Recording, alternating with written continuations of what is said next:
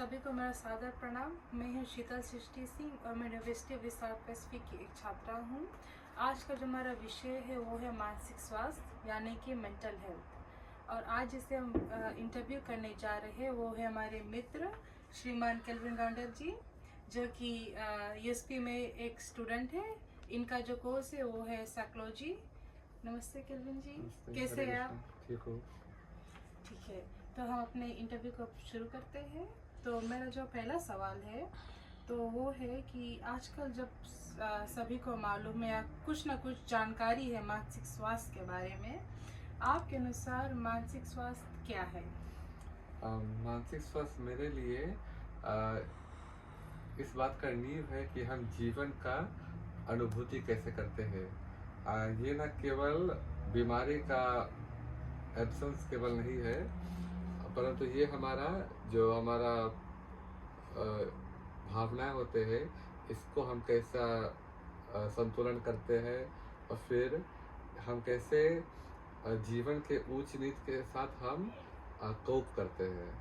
तो जब अच्छा मानसिक स्वास्थ्य होता है वो हमें रिश्ते बनाना, अपने लक्ष्य की पूर्ति करना और अपने जीवन का उद्देश्य खोजने में सहायता करता है। तो ये मानसिक स्वास्थ्य तो हमारे अंदर की बात है, परंतु ये सभी जगह लागू होता है। अच्छी बात। आज के समय में युवाओं में तनाव या चिंता का मुख्य कारण क्या हो सकता है? तो जैसे आपने कहा कि हम दोनों विश्वविद्यालय पढ़ते हैं, तो विद्यार्थियों के लिए शायद सबसे बड़ा होगा जो पढ़ाई होता है, एकेडमिक स्ट्रेस।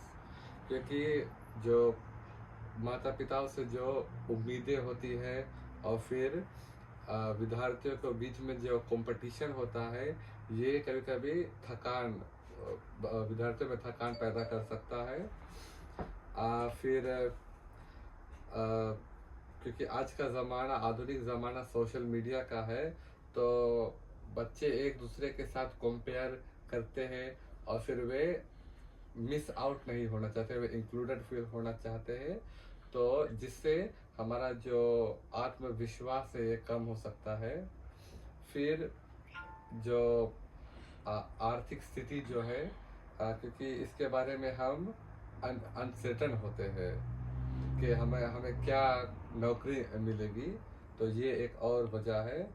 फिर परिवार में ना कभी कभी जो मुश्किलें होते हैं माँ बाप के बीच में या परिवार वालों के बीच में, अगर कुछ झगड़ा होता है या घर पर सपोर्ट नहीं मिलता है, तो इससे भी मानसिक स्वास्थ्य कम हो सकता है। और अंत में हमारे अंदर की बात जो होती है, जैसे कुछ लोग जो जैसे अपने जेंडर या सेक्सुअलिटी या अपना जो धार्मिक पहचान है, इसको लेकर भी वो अपना मानसिक स्वास्थ्य पर असर हो सकता है। अच्छी बात। तो मानसिक स्वास्थ्य से पीड़ित व्यक्ति जो होते हैं उनके परिवार और समाज पर क्या प्रभाव पड़ सकता है? तो परिवार में ये परिवार में बातचीत कम हो सकती है अगर परिवार वाले मानसिक स्वास्थ्य के बारे में समझे नहीं, और फिर इससे रिश्तों पर असर पड़ सकता है। और फिर और अगर किसी का मानसिक स्वास्थ्य ठीक नहीं है, तो फिर परिवार वालों को उनका ध्यान भी रखना होगा, तो कभी कभी वे रख नहीं पाते हैं। फिर समाज पर, तो समाज में जो हमारा योगदान होता है वो कम हो जाता है। और फिर मानसिक स्वास्थ्य से, ये क्योंकि एक बड़ा समस्या है, तो इसका बड़ा हेल्थ कॉस्ट भी होता है। और फिर क्योंकि यहाँ पर फिजी में ज़्यादातर मर्द को ऐसे उनका जो मेस्कुलिनिटी होता है कि वे अगर उनका कुछ मानसिक कुछ समस्या है तो वे जाहिर नहीं करना चाहते हैं, इसलिए वे अपने अंदर रखते हैं, क्योंकि जो स्टिग्मा इसे कहते हैं ना, तो इससे समाज पर असर पड़ सकता है। अच्छी बात। तो क्या हमारे समाज में लोग मानसिक स्वास्थ्य के बारे में खुलकर बात करते हैं? तो फिजी में कई जगह पर मानसिक स्वास्थ्य की बात हो रही है, परंतु जैसे मैंने कहा वो स्टिग्मा अभी तक है। ये स्टिग्मा का कारण क्यों है? ये हमारा जो रीति रिवाज है, जो हमारा धार्मिक, जो हमारा आस्थाएं है, और फिर जो हमारा मानसिक स्वास्थ्य के प्रति ज्ञान नहीं है, तो इससे मानसिक स्वास्थ्य के बारे में बात करने में कठिनाई उत्पन्न हो सकती है। परंतु अगर हम अवेयरनेस करेंगे, खास करके यूथ द्वारा, और फिर क्योंकि जैसे मैंने कहा आधुनिक ज़माना है, तो सोशल मीडिया ये बात को स्टिग्मा से हटाकर सपोर्ट की तरफ इसको ले जा रहा है। बहुत ही सुंदर बात कही है आपने। और तो हम चलते हैं अपने अगले सवाल पर, जो क्या प्रार्थना, योग या फिर संगीत जैसी पारंपरिक विधियां मानसिक स्वास्थ्य सुधारने में मदद करती है?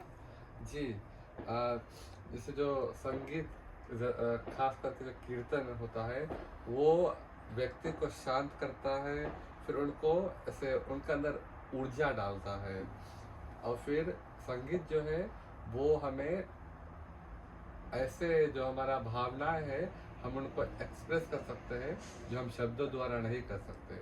और फिर प्रार्थना से, क्योंकि प्रार्थना से हम भगवान के साथ जुड़ते हैं, तो वो हमको शांति, आशा और फिर जुड़ने का एक आभास देता है। अच्छी बात। इस पर मैं छोटा सा मेरा एक क्वेश्चन है कि कभी कभी लोग कहते हैं, जैसे मान लो अगर हमारे घर में अगर कोई मानसिक तनाव से जूझ रहा है, तो कभी कभी माता पिता ही या परिवार में ही कोई सदस्य कहते हैं कि आप हमसे शेयर कीजिए ना आपकी जो भी वो मुसीबत या समस्या है ना। बट कभी कभी वो ही माता पिता होते या फिर कोई सदस्य होता है जिन्हें मानसिक स्वास्थ्य का ज्ञान ही नहीं है। तो इस सिचुएशन में, स्थिति में हम क्या कर सकते हैं? तो मैं कहूँगा कि हमें मानसिक स्वास्थ्य के बारे में जानना चाहिए, पर क्योंकि अगर उस समय किसी व्यक्ति का कुछ मानसिक स्वास्थ्य की समस्या है, तो हमें उसे किसी प्रोफेशनल के पास ले जाना चाहिए। परंतु सबसे महत्वपूर्ण बात है कि हम जो है, जो परिवार वाले हैं, कि हम बिना जजमेंट के उस व्यक्ति को सुने, क्योंकि जो मैं जो पढ़ाई कर रहा हूँ, ये एक बहुत महत्वपूर्ण तरीका है। अच्छी बात। तो हम चलते अपने आखिरी सवाल पर। हमारे समाज में मानसिक स्वास्थ्य के प्रति जागरूकता कैसे लाई जा सकती है? तो सबसे पहले पाठशालाओं में कि हम बच्चों को विद्यार्थियों को सिखा कि कैसे हम कोप करें, क्योंकि विद्यार्थियों से, क्योंकि छोटे उम्र से उन्हें जानना चाहिए। और फिर जो समाज में जो कैंपेन्स कर सकते हैं प्रोफेशनल्स द्वारा, क्या कहते हैं, जो गवर्नमेंट भी ये कर सकता है। फिर क्योंकि मैंने कहा कि ये एक आधुनिक समाज है, तो सोशल मीडिया पर अवेयरनेस कर सकते हैं, दूरदर्शन पर कर सकते हैं, रेडियो कर सकते हैं, कि हम मानसिक स्वास्थ्य की बातें को हम नॉर्मलाइज करें। और घरों में हम एक ऐसे घरों को हम एक सुरक्षित स्थान बनाएं जहाँ पर लोग एक दूसरे से बिना डर के बात कर सकें। और मुझे ये भी लगता है कि जो हमारा जो फेथ लीडर्स है, इनका भी योगदान है। बहुत ही सुंदर बात कही आपने, और इस पर मैं भी कुछ कहना चाहती हूँ कि जो हम कहते हैं कि बच्चों को शिक्षित कीजिए ना, तो अगर पाठशालाओं से ही हम मानसिक स्वास्थ्य के बारे में उन्हें ज्ञान देंगे, तो समाज भी शिक्षित रहेगा ना। और दूसरा, अगर कोई मानसिक स्वास्थ्य से जूझ रहा है, तो मेरी यही उनसे मैं यही उनसे कहना चाहूँगी कि आप प्लीज़ किसी एक जो प्रोफेशनल हेल्प वो लीजिए ना। जैसे कि हम अभी फिजी में देख सकते हैं, कभी कभी हम कहते हैं ना कि यहाँ फिजी में काउंसलर्स नहीं है, जो स्पेशली जो हमारे खुद का ही स्कूल में आप तो देख सकते थे ना कि हमारे को एक प्रोफेशनल काउंसलर नहीं था, जो टीचर्स थे वही खुद काउंसलिंग करते थे ना। तो आई थिंक सबसे प्रोफेशनल हेल्प अगर जो होगा वो काउंसलर्स ही कर सकते जी। हैं ना। तो मेरी सरकार से यही जो गुजारिश है कि आप प्लीज़ समाज में से काउंसलर्स को प्रदान कीजिए, जो हम किसी भी जो मानसिक स्वास्थ्य से जूझ रहे हैं ना, उनकी सहायता हो। जी। धन्यवाद। तो हम अपने इंटरव्यू के समापन पर आ चुके हैं और मैं धन्यवाद देना चाहती हूँ मेरे मित्र को, श्रीमान केल्विन जी को, जिन्होंने अपना बहुमूल्य समय निकाल कर हम इस इंटरव्यू के लिए मौका दिया है। बहुत बहुत धन्यवाद। और आप कुछ हमारे युवा पीढ़ी के लिए कहना चाहेंगे, उनके लिए कुछ संदेश? कि आप अपने अंदर की बात को छुपा कर मत रखिए, आप उनको जाहिर कीजिए।